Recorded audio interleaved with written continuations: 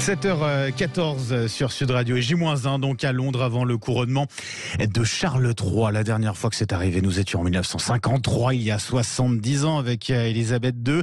Alors pour l'occasion, bien de nombreux Français ont fait le déplacement. C'est le cas de Ludivine Decker qui nous fait le plaisir d'être avec nous ce matin sur Sud Radio. Bonjour Ludivine. Bonjour. Bon, il est 1h de moins, c'est ça, à Londres ? Oui, tout à fait. Bon, un grand merci. Un grand merci. Il est 6h15 ici. Effectivement, un grand merci en tout cas d'être avec nous aussitôt sur Sud Radio pour témoigner de ce qui se passe du côté de Londres. Vous êtes déjà sur place, j'imagine que l'excitation monte un petit peu là. J-1, dans quel état d'esprit vous êtes vous-même ? Oui, je suis hyper impatiente. Ouais. Je pense que les mots sont encore faibles. Je suis là depuis hier matin du coup. Donc j'ai pas encore été vraiment au centre. Donc du coup du côté de Piccadilly, Buckingham, etc. Parce que déjà en termes de lignes de métro, certaines sont déviées, etc. Je pensais y aller seulement aujourd'hui pour faire du repérage et voir un petit peu où me placer, parce que je sais pas encore où me mettre pour assister au couronnement, à la procession et puis au salut du balcon.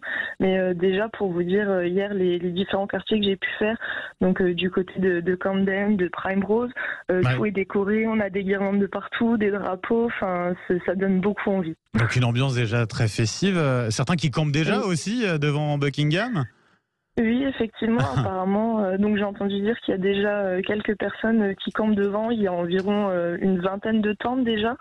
Pour la plupart, c'est beaucoup des Britanniques qui se trouvent là-bas, qui sont du coup du nord du Royaume-Uni et qui viennent exprès pour l'occasion et qui campent déjà depuis hier ou avant-hier. Donc, Ludivine, vous êtes très jeune, vous avez 24 ans. En quoi c'était si important pour vous d'assister à ce couronnement de Charles III ? En fait, moi j'ai ma maman qui est déjà fan de Lady Diana, donc j'ai un petit peu baigné dans l'histoire de la famille royale depuis que je suis au collège, donc depuis mes 10-12 ans.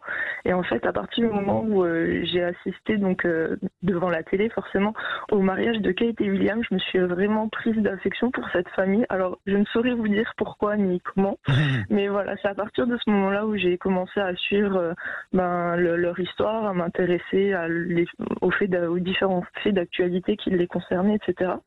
Et puis, ça a commencé comme ça, tout simplement. Et là, en fait, déjà l'an dernier, j'aurais souhaité assister au jubilé donc d'Elisabeth II. Mais étant encore étudiante, financièrement, c'était pas possible.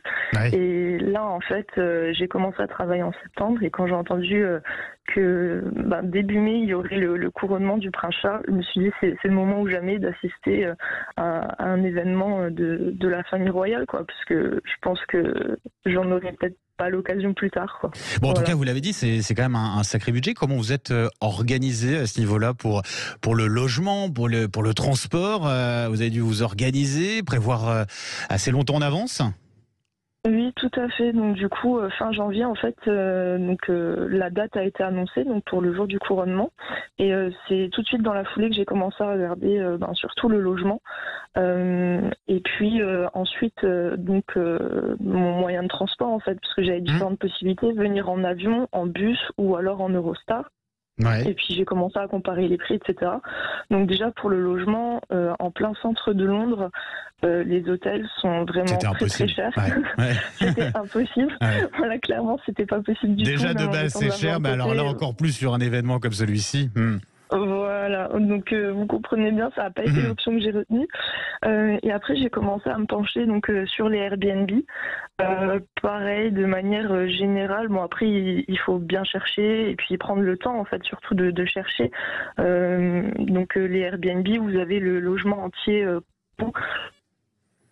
Oui, le logement entier ou chez l'habitant, pour le coup, c'est moins cher, d'avoir une chambre.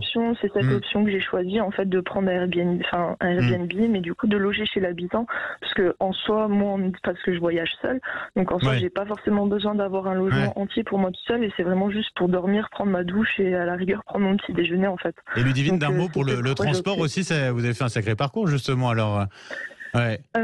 Pour le retour, ça sera comment ? Ça sera en bus, c'est ça ?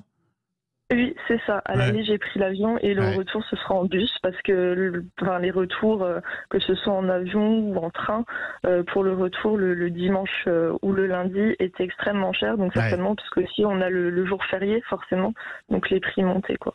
Ludivine, 24 ans, donc originaire de Metz. Un grand merci d'avoir été avec nous ce matin aussitôt Mais de sur rien, Sud je Radio vous en depuis prie. Londres. Je vous souhaite de très belles festivités, effectivement, demain. Merci à vous.